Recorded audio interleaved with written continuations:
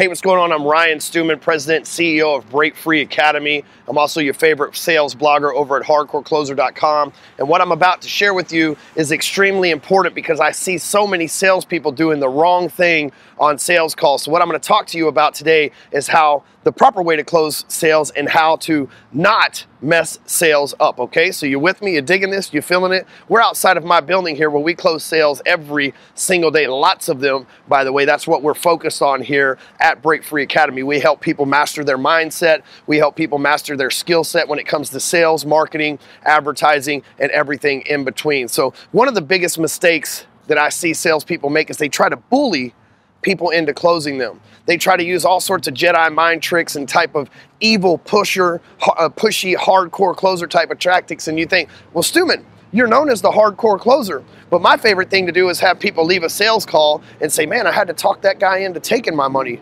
Maybe he's not so hardcore after all. Because I like to get inside of people's minds and use psychology against people. But see, meanwhile, I watch salespeople every single day try to say a bunch of closing lines and try to be all tough guy and try to bully some people and try to make them, feel like they're smaller than them or feel like they have less of an ego of them and everything else. And listen, you can't bully your way to success.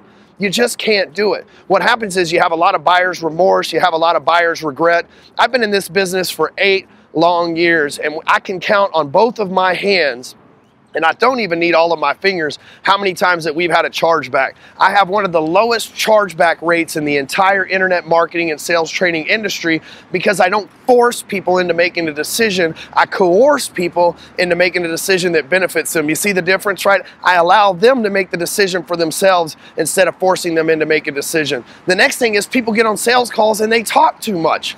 They continue to try to one of the things salespeople hate is silence. Silence, for some reason, is like kryptonite to salespeople. They think if they're not talking, then they are scared to death that somebody's thinking. And they try to keep people from thinking, but you need people to think their way into a decision, right? So many salespeople, they think that you've got to feel every single second of the phone call with their voice. It's like the sound of their voice is the sweetest sound on the planet. And actually, the sound of the prospect's voice is the sweetest sound on the planet. So you want to get them to talking. So you can't bully them into buying from you, and you damn sure can't talk them into buying from you. You've got to let them talk themselves into buying from you, right? So if you want to make sales, you can't bully people and you can't continue talking them into it. The next thing that I see salespeople make the mistake of is they don't have a system to where they're prospecting.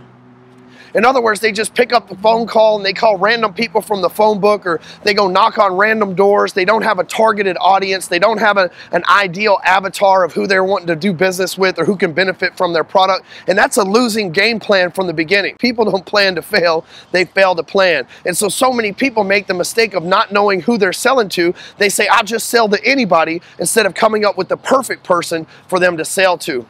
And the last thing that I'll tell you is for sure way not to close sales is by not following up with people.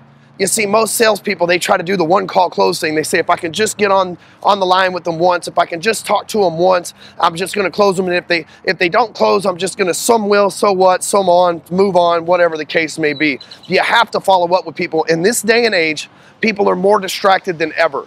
It takes 18 follow-ups on average for the person to make a decision. And it's not because they don't want to buy from you. It's not because your product's not good. It's not because you didn't say the right words that might have led them to make a decision and change their mind. It's simply because they're distracted and they forget, and they get in so many emails, they're getting so many advertisements, they're seeing so many posts on social media that they simply forget about you. So you have to follow up, because you're following up with them is a reminder. And listen, follow-up doesn't always have to be a phone call. Follow-up can be a text, it can be a slide dial, it can be an email, it can be a DM on Facebook, it can be some sort of post on social media. So follow-up has evolved from what we traditionally think of it as.